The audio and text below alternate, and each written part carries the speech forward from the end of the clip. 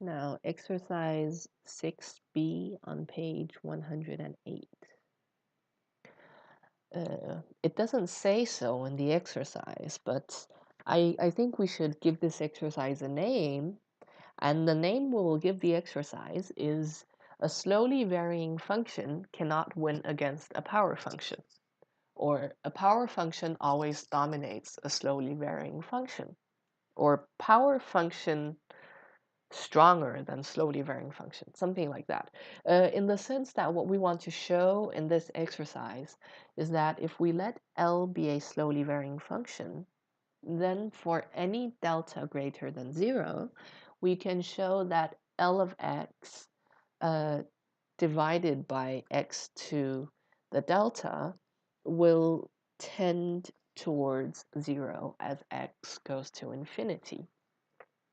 So I mean, it has to be a power function with positive power.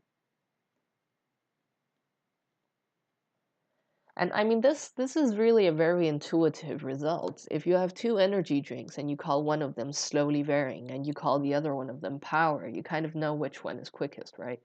And especially if the power is positive. So we're going to try to show this result. And as I mentioned in the first video on intuition and definitions, we cannot just apply the definition of slowly varying because that's not a very descriptive definition.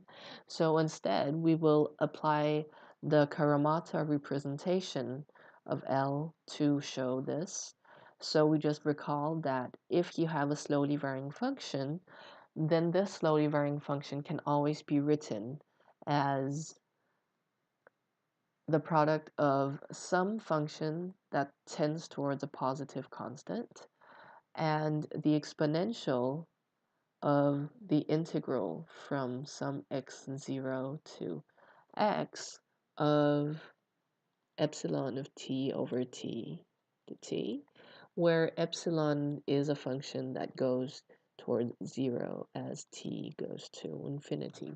And once again, in this exercise, we will use the nice properties of epsilon in the sense that even though we don't know how the function epsilon actually looks, we can only imagine how it looks, but we always know for sure that it does tend towards 0 from as long as we go far enough out. So we will be using this nice knowledge about epsilon in a second.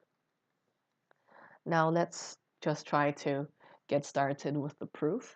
Now there's kind of a little trick here. So we start by saying fix delta greater than 0, right? Because we want to show this statement for all deltas greater than 0. Then what we want to show is we kind of want to show that L of x divided by x to the delta goes towards 0. But however, this will not be that easy. So we kind of try to reduce this problem to a smaller problem.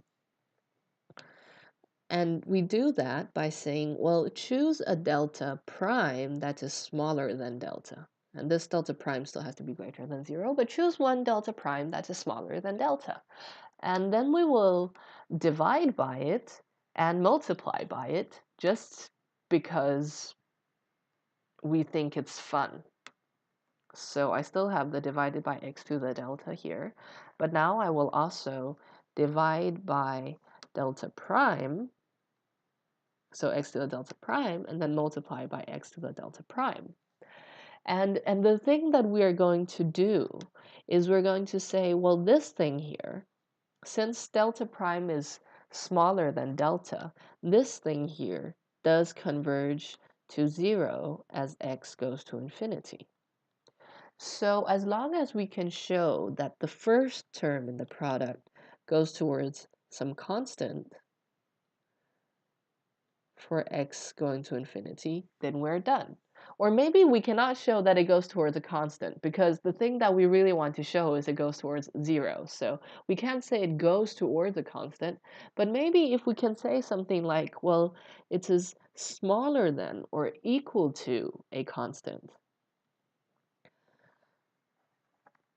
for big enough x, or something like that, then we are done. So we kind of say it's hard to show that L of x is completely dominated by x to the delta. But maybe we can show that is sort of dominated in the sense that their ratio is at least smaller than something. So we have reduced the problem to showing that this thing is smaller than equal to a constant. So let's try to show that. I will call this star. We will try to show star.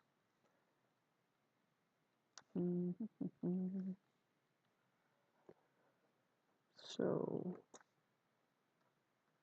should I write this? Proof of star.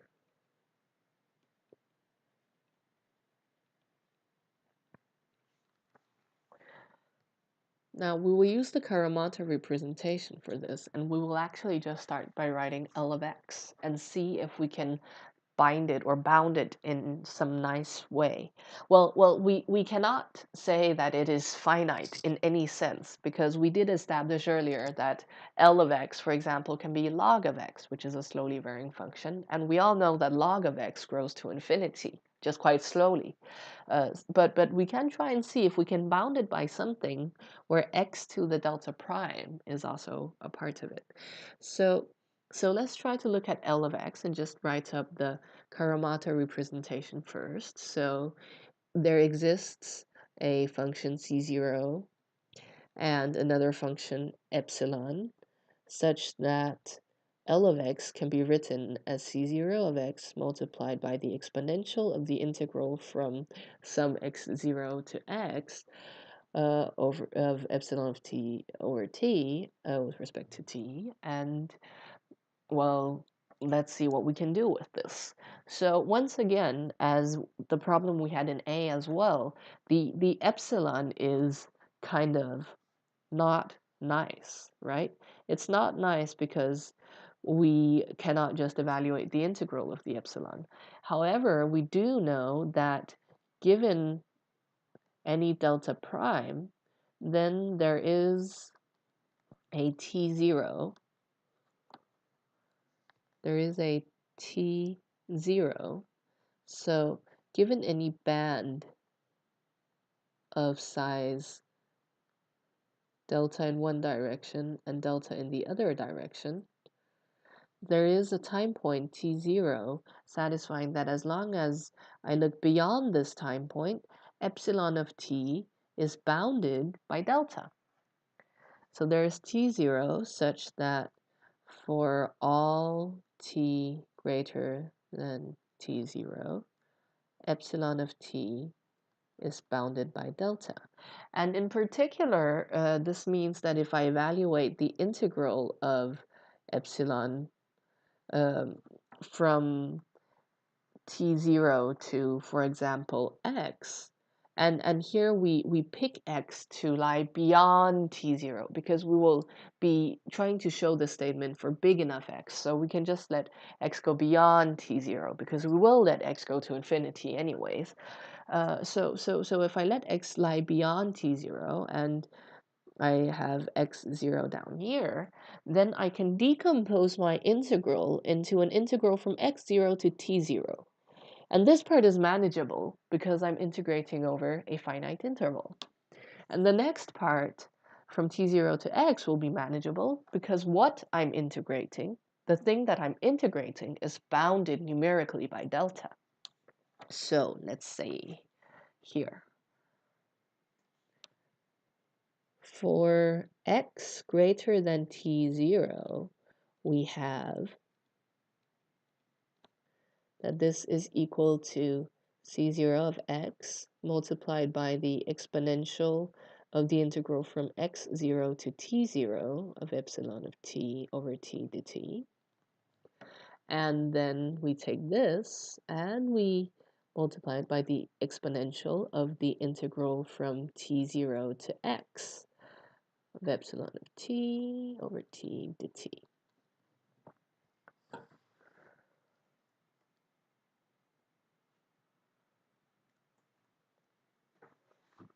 Okay. So let's try to take a look at this thing here. Well, this thing is pretty boring actually, because essentially it's just some number. So let's just call it k for constant. Or yeah, just k. And then we look at this thing over here and notice that if we pay for this part, so the epsilon, it is smaller than delta, right? Then we can do less than equal to, and then what we have is the exponential of the integral from t0 to x, delta over t dt. And this is equal to c0 of x multiplied by k multiplied by the exponential of, then I have delta out here, and then log x over t0. And I think I forgot to put in the prime, so let's just put in the prime here, because we were working with delta prime. I forgot the prime all the way up, so okay, here. And this is equal to c0 of x multiplied by k, and then multiplied by, well, what do we have? What we have here is the exponential of delta multiplied by log x over t. So what we have here is x divided by t0 to the delta prime power. Just brush up on your exponential logarithm rules if this was confusing for you, like Khan Academy or whatever. Brush up on your logarithm and exponential rules if this was confusing, because this is one of those basic calculation principles that we kind of need to brush up on and practice. Okay, so let's just take a look at what we have here now. We have x to the delta prime, and then I have k, and I have c0 of x, and I have x over, no, and then I have t0 to the delta prime. Now, the thing is, what I have here does seem to be rather manageable. So I will just call this something manageable. I mean, it doesn't seem too scary. And then what I see is that, well, what I have shown is for x greater than t0, so for sufficiently big x, L of x is smaller than equal to this thing here. And if I divide the x to the delta prime over on the other side, I have that L of x divided by x to the delta prime is smaller than equal to something manageable.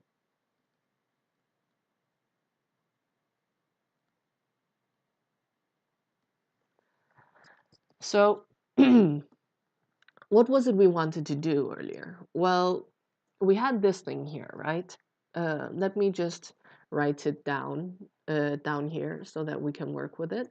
We had L of x divided by x to the delta for some arbitrary delta.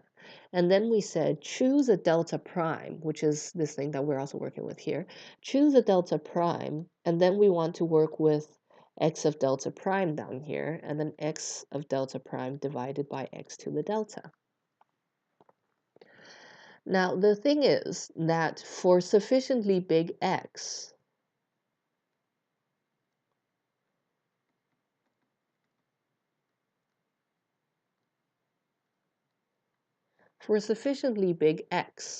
the first part here will be smaller than or equal to something manageable. And that something manageable is k multiplied by c0x divided by t0 to the delta prime, where I chose t0 to the delta prime in such a sense that epsilon was manageable beyond t0, and manageable in the sense that epsilon was bounded by delta prime. So I chose T0 to satisfy that. And and so we just kind of note that T0 does in fact depend on delta prime. The smaller the delta prime, the bigger the T0, but it is, however, quite manageable. And then here I have x to the delta prime divided by x to the delta. Okay, so what we have established is this thing goes towards 0, right? So more or less, we're done if we can establish that this thing is so manageable that when x goes towards infinity,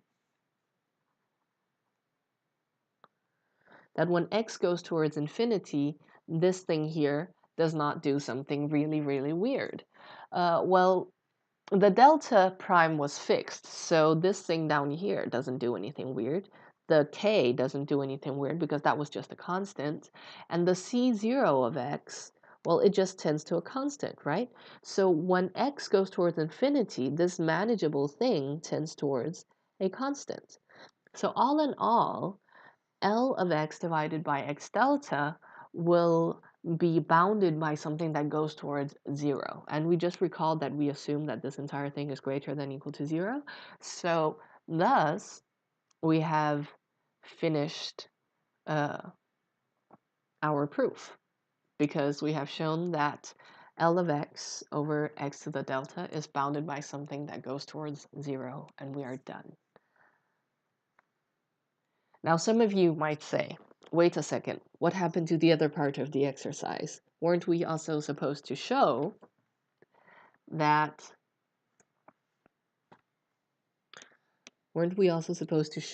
x multiplied by delta, x to the delta multiplied by L of x goes towards infinity? And to that, I say, yes, it's true that we also have to show this, but it's just an alternative interpretation of our original result. Basically, what this says is just that x to the delta divided by a slowly varying function goes to infinity, and that slowly varying function is 1 over L of x, because we have established earlier that if L is a slowly varying function, then 1 over L is slowly varying as well.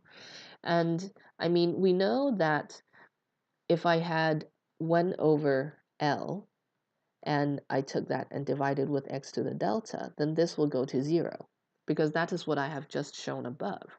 1 over L is slowly varying. A slowly varying function cannot win over a power function. And so when I take this thing and flip it, take its multiplicative inverse, then this ratio will go to infinity. And from this, I get the result from the other part of the exercise.